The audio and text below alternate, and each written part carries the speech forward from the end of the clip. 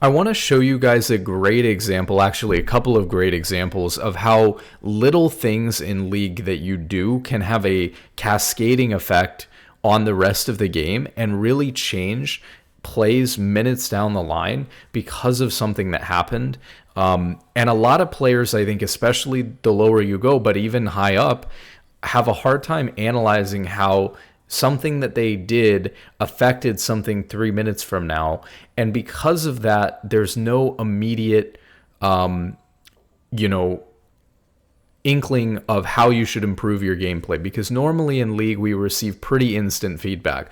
We went for a fight, it didn't work, we missed our abilities, it feels bad, it's obvious, you can see what you're doing wrong.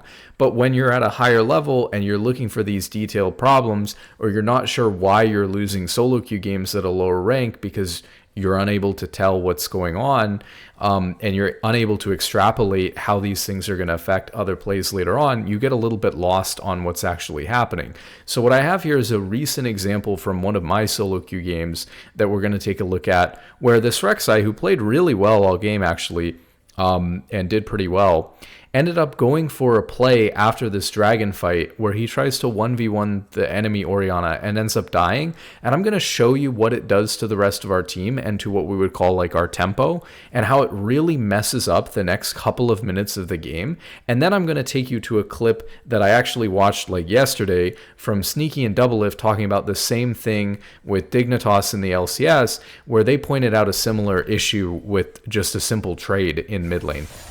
So what ends up happening here is Mountain Drake is up. You know, I'm positioning to try to walk in. We could try to go in through mid. We can try to go in through here. I'm walking up a little bit too far here. I'm sure we don't know exactly what's going on.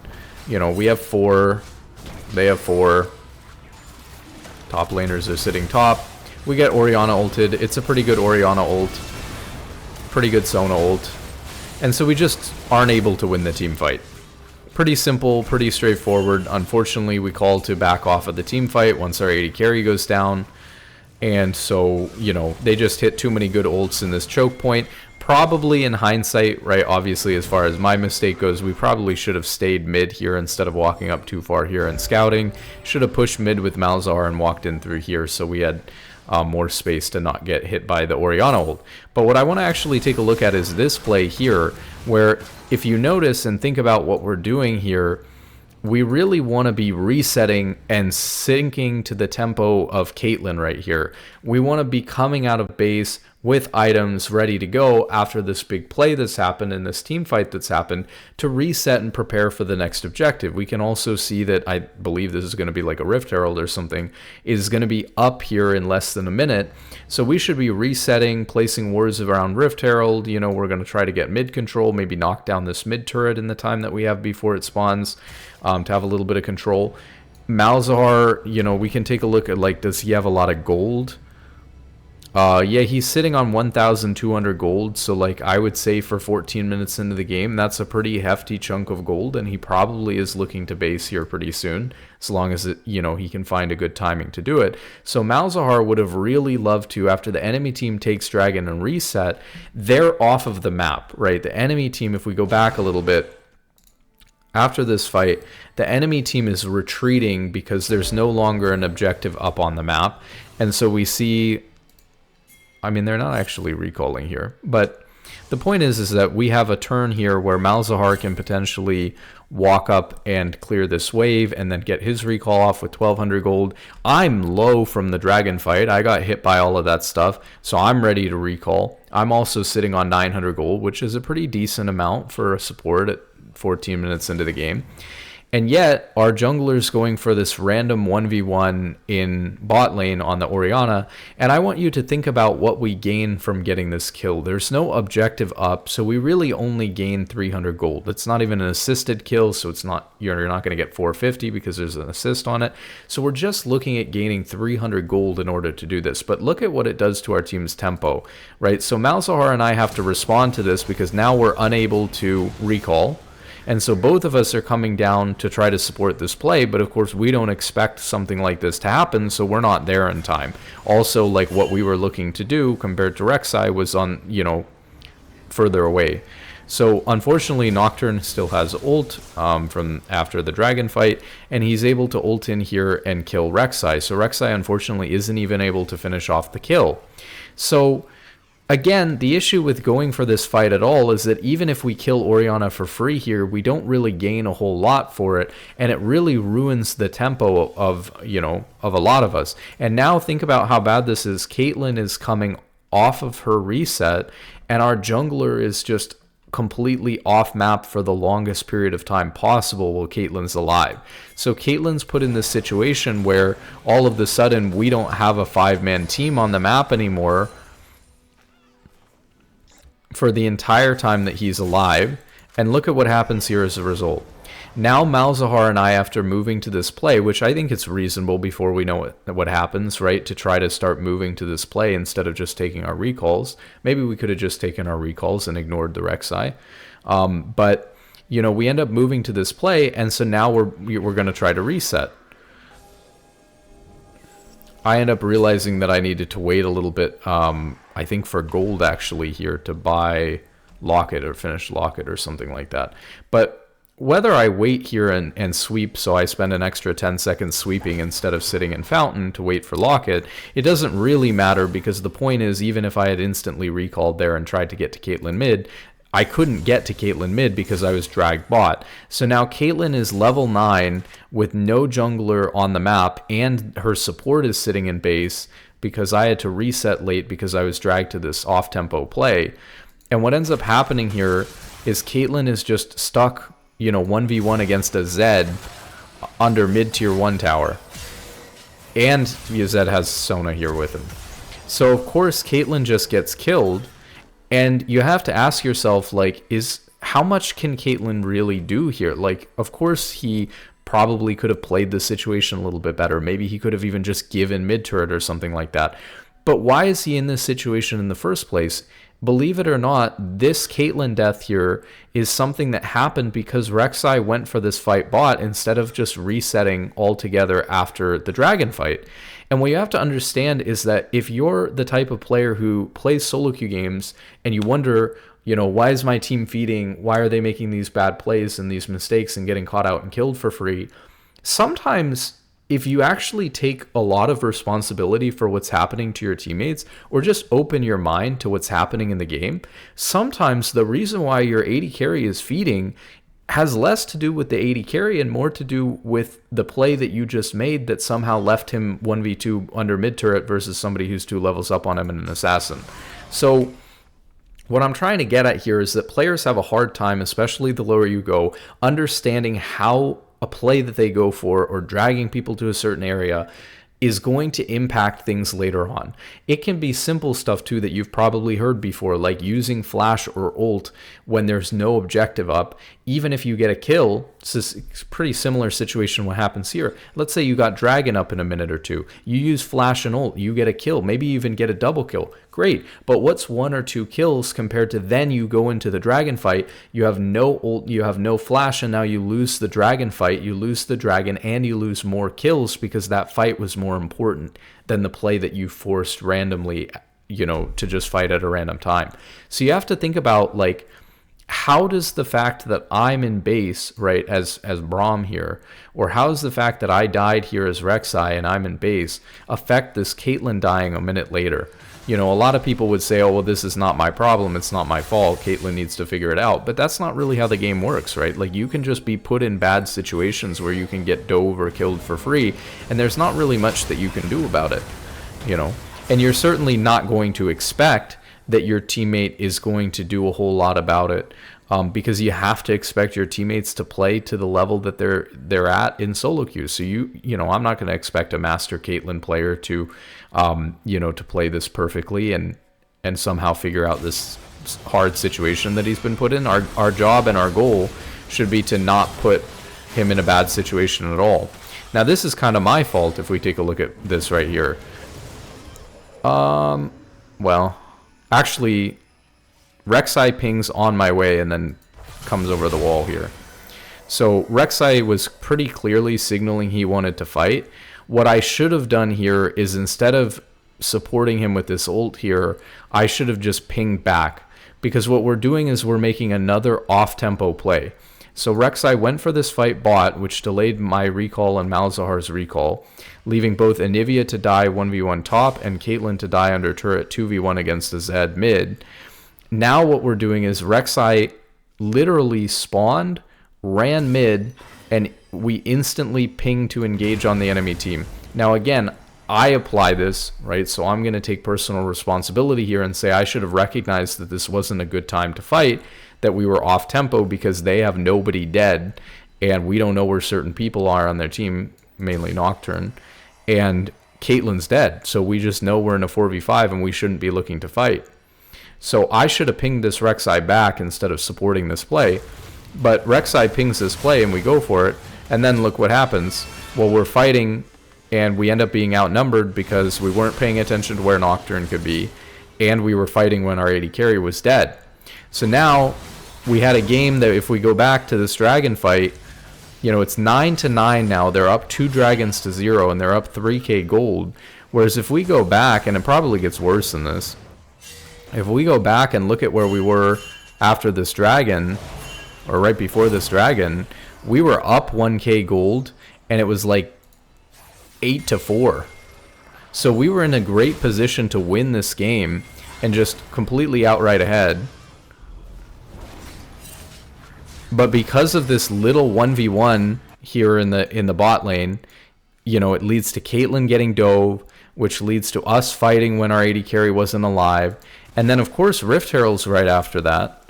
So I assume, let's take a look here. What happens here after the fight mid? So they end up taking our mid tier 1. Do they get the Rift Herald? They take our Raptors, but they don't go for Rift Herald.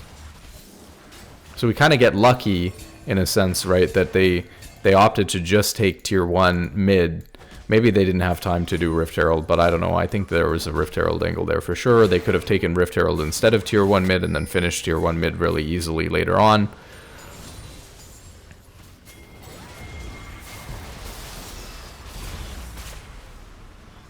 So we go for a fight here. This is full 5v5. Oh, actually, this goes really well because Zed's bot. Zed doesn't have TP and he's bot. So Zed has created a, you know, 4v5 situation. So look at, in the same game, look at how this fight goes. I mean, I get that there were circumstances here. We ended up, you know, collapsing on their top laner and getting a pick. But look at how easy the game is to play when you're playing with proper tempo. When, you know, their top laner's getting collapsed on because your team gets to get there first and they have a guy without TP trying to split push bot.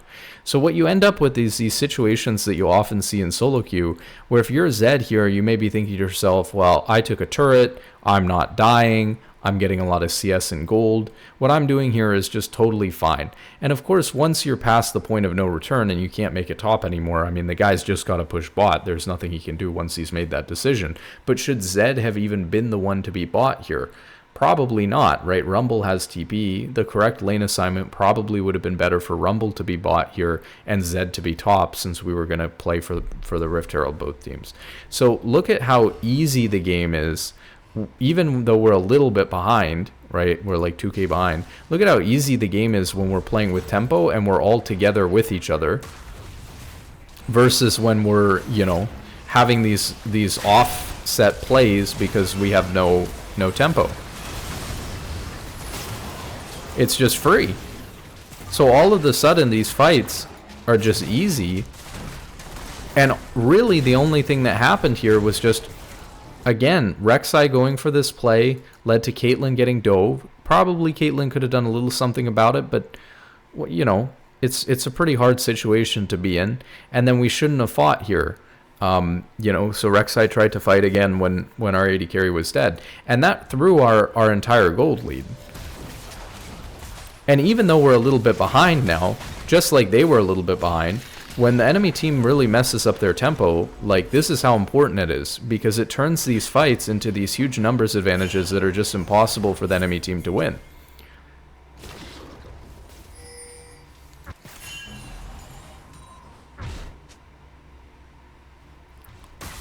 Let's see if there's anything else from this game, because we've kind of turned it around here, so maybe it's okay. But I just want to fast forward real quick and see that we don't miss anything, too interesting from this one. I think, yeah, I remember this situation. Okay, so there's nothing much else here.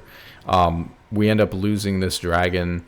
When we were, Caitlyn helped me clear wards here, and then Nocturne just ulted onto the Caitlyn. I guess you can actually, to some extent, again, I hate that we can't see the exact timer on Dragon in the replay. There is actually a way to do it, but I don't remember how. Actually, right here, if you looked at what happened after we took Rift Herald, Rek'Sai hovered like he was wanting to dive top, then started recalling this bush, canceled it, ran over here, did some camps, and now he's recalling, right? Whereas we should have done Rift Herald, and then, like, maybe you can do the camps immediately, but then he should have recalled, right? So what's happening here is, again, we're trying to set up for Dragon with less than a minute left on Dragon, and look at our tempo. Our Rek'Sai is completely desynced with the rest of our team. Malzahar is coming out of base, Caitlyn and I are coming out of base. This guy's holding it down top, he's full HP still. We got Dragon in less than a minute, and we're trying to clear these wards out here, and then we just get Nocturne ulted and Caitlyn gets one shot. It's like the Ori ball delivery system with the Nocturne. There's just not a whole lot we can do. And by the time Rek'Sai gets here from base, Dragon's basically gone because our AD carry is just dead for free. So if you look at the last 5 minutes of this game, and this is like a master, like kind of low master game, if we look at the last 5 minutes of this game, it is just non-stop bad tempo plays, right? It's like one team recalls at the wrong time, and so they create a numbers disadvantage for themselves for no good reason. It's not even because it's just the other team's turn because they needed to get their recalls off or they recalled at the appropriate time. It's just straight up that they are, taking fights and recalling too late and stuff like that, even in low masters. And so they're creating all these situations where the game is just screwed up because our tempo is terrible. So this is what bad tempo looks like. We're constantly at a numbers disadvantage because someone is always recalling at the wrong time. And what's so important to understand about this is that this is even worse in low elo, is it not? This is something that you probably experience where death timers get staggered and people keep going in one at a time and killing themselves before waiting the 30-40 seconds for their teammates to all respawn because they're impatient. This sort of gameplay is actually even more, these mistakes do not consistently happen this much in low masters, in my opinion. This is a great game to use as an example because it happened so much that it stood out to me. But in lower elo games, this is even more prevalent. So now let's take a look at that, that situation that we were talking about, that, Sneaky and Double Lift and Medius, and then we're talking about the other day on the co-stream. I feel like the main thing I'm learning is like these bottom tier LCS teams macro is like just so bad. I mean, I try to understand it from the perspective like what they might be saying or thinking, because like it's not like any team is always going to be making like the best calls, but like I feel like there's some things where you just have like a logic to what you're doing, but I can't really follow like what Dig's logic is at all. They picked Jhin Azir, which is super scaling. They're trying to match what the enemy team is doing early. You first picked Azir over Neferi as well, so you really are indexing in on scaling. Like Azir's not good early. It's just I'm not following. Like I'm not understanding anything. Like Tomo's taking these random ass trades mid when the guy has BT. Why? The guy you don't heal. He heals. Like nothing that Dig does ever makes any sense. He just missed a cannon. Oh my! Oh! Just look at what Tomo's doing. It just defies logic. He has BT. You have fucking Ghostblade. Why are you trading with him at all? Every trade that MF takes is completely favored for her. She heals a full on every wave. So it's not only is it a bad trade, but if you look at the situation here, right? Like, look at what happens next as a result of this situation here. I'll move my camera in the middle. So we see that basically MF has, she's got Bloodthirster. So it's obviously going to be a bad trade because when you're going into trade in this situation, you're going to be forced into just losing HP into a champion that has sustain. It's similar to like trading in bot lane, into an enchanter that's just going to heal it all back or whatever, like a Sona or Soraka. If you just do this light trading with them and you lose, an equal amount of HP, it's just not gaining you anything. But really the important thing is, just like the Rek'Sai taking this kind of off-tempo recall in my game, look at how Tomo's recall ends up playing out for the next couple of minutes of this game. Sure. So he's in base here when his entire team is not on base and looking to do things. So right now we have like TP coming out to mid lane. That's a good point, dude. Yeah, that's true that he does. So really, Jhin should just be still in mid lane, taking this wave. There's no reason why, Jhin shouldn't just be chilling in mid lane farming against MF right here. But now we have to use Azir teleport to catch this mid wave because we messed that up. So now we're down a teleport. Yeah. Okay, double lift. I'm sure you've tried it. We also had like whatever this is bot, where you can see that you've got Rumble and you've got Rel, and you even have their jungler here, Xin Zhao, are three bot side, and it looks like what they might be going for here is they've got Rift Herald or whatever coming up. Maybe we're gonna make a play on bot side, and honestly, because Azir has to go mid and Jin's going top, somebody needs to help Jin because Jin's going to be 1v4 top. Right? We can just see that. Like, he's going to be like 1v3, 1v4 top because they've committed their entire team to the bot side. So what happens here, you can just, I'm remembering now what actually happened, but I'm not just saying this because I've seen the clip already. Like, you can just see that from what's happening on the minimap, if we're sending 3 bot, we're trying to dive Fudge basically and take this tower, right? That's what we're trying to do. But they have Rift Herald and they can dive Jhin because they're going to have the same on the opposite side of the map. So the classic cross map play here is if we have like 3v1 bot, they're going to probably end up with 3v1 or more top. And now we're in trouble because Jhin needs help and we use the Azir teleport. BT Essence Jhin with Kong. Walk me through it. Oh my God, cinema. Wait, but that one doesn't make any sense. Okay, you do Ezreal. Oh, makes no sense.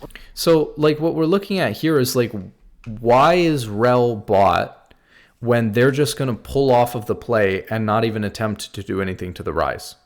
What I think that this was is a really, I mean, I could be wrong. Like obviously they're not communicating well enough with each other. Like, you have a situation here where the support thinks that I'm just looking bot to see if we can get a pick. The reality is that Rise is going to play it safe most of the time. He's got good wave clear, right? What you need to be doing is you need to be protecting your AD carry right here, especially when your AD carry has screwed up this trade and walked into a bad situation. Now, maybe he doesn't understand what's just happened with Jin's recall and not being safe farming mid anymore. But whatever the case may be, I mean, even if it was Azir top, you probably still have to go help the Azir rather than doing nothing bot. So there's no reason why their jungler and their support would just walk bot, do nothing, and then try to scramble to the top side of the map. It's just completely blown tempo. But a lot of this has to do with just that initial trade against Misfortune when she has the Bloodthirster, because all of a sudden you're having to take this recall for free and blowing teleport, and it's pretty easy to imagine that if you hadn't screwed up that play on tempo, all of a sudden these types of situations wouldn't be happening in the first place, dude. So Tomo obviously can't walk up to the wave to farm because again, he's in a 1v3 situation because Dignitas was threatening a 1v3 situation bot, but they didn't do anything about it. They just wasted their time walking around Rise and then left. But on Ezreal makes sense. Fucking stupid. And then here, as they point out, this is really crazy. Like, Tomo can see his teammates. He knows that Rel is coming top, but not there yet. He knows that Xin Zhao is sprinting at top out of base, but not there yet. And there's no minion wave for him to farm. Yet he walks up into the turret. Okay, why doesn't it make sense? Right here. No, but on Ezreal it makes sense. Maybe to get like the 1 or 2 minions before they died, or he thinks that like there's another person that could be flanking him, but who could it be? Like Fudge was just bought. The Rise was just bought. We see Misfortune mid. I just don't know how he thinks that he needs. So maybe he thinks he needs to run into turret. Otherwise, he's going to have no chance. He's just dead anyway. Someone's flanking him who's not. Oh my God. But obviously, like this is really bad, right? So you have a scaling comp. You're doing fine. It's 2-1. You're down like 1,000, not even 1,000 gold. You're down a little bit in gold, but like for a scaling comp with these type of champions like Azir and stuff like that and Rel, you're actually in a pretty good spot. You're just chilling. Where's his team? But when you take this trade mid and then ruin your tempo, waste Azir's teleport, and then you run in top lane when you don't have people there to support you because your support's like trolling bot and your jungler is just farming his camp spot, even though Rift Herald is going to be up. Like, look at where Xin Zhao is right now. Like, unless their plan was to just completely give Rift Herald, why was Xin Zhao doing Krugs if he's only going to make it to top tier 1 or tier 2 tower by the time that Rift Herald spawns? It just doesn't make any sense. How is he here versus 3? Yeah, actually, wait, what? Why did Candy take over mid and leave the fucking Jhin to go top, and then the team didn't cover either one of them and is going bot when there's no objective bot? And they lose the turret bot, it's like not crazy. An objective there. Drake was not up. They were never ever going to take bot tier 1 either against Ryze. Honestly, What's happening? Just disband this team. It's Crazy. crazy. Did that stem at all off of Tomo having to take that weird ass recall? Yes. Do you think that made their tempo weird? So it just like all of a sudden their lane assignments were cooked. It was like Azir's like, oh shit, I have to hold mid. I mean, they would have dropped like I'll go literally top, just but we're one gonna get down wave. tempo, so they're already set up. I don't know. It was a snowball that was set off by his horrible trade, but in that case, I think Jhin just misses a couple minions. You can take a bad trade mid and base and get back there in time for the next wave. You don't lose turret. You don't lose a full wave. You just lose like partial wave because it's just such a short lane. But yeah, I think Caney felt I'm a pressure. believer. Go ahead. Yeah. I mean, it's weird that they went for a play on him, and then he just walks up. There's not even a wave to walk up for. He just for fun it. Yeah, that was random. So weird. Now, I mean, your tempo has to be so trash for them to do that to you and get not punished even a little bit. Yep. Yeah, it does. So obviously you can see, the basic concept here is that there are a lot of times in League where some seemingly innocuous play could even go well for you. Like we said, Rek'Sai could have killed that Orianna, in the play in my solo queue game. He could have killed the Orianna and all three of us had a delayed recall. And then we recall, and Caitlyn still would have been dove by the Zed, right? With all else basically being equal.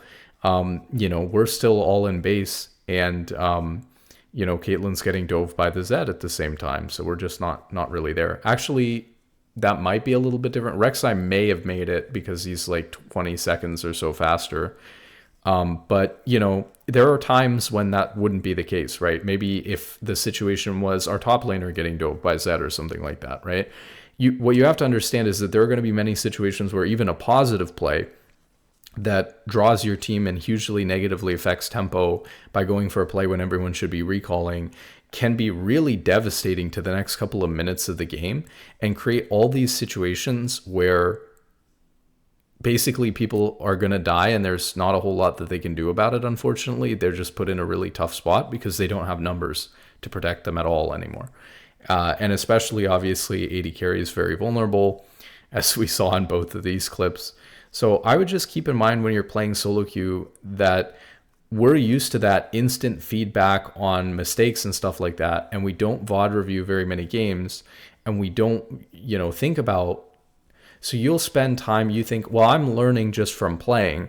I don't need to spend a ton of time reflecting on my games or watching VODs because at a low rank especially, you just need to grind games.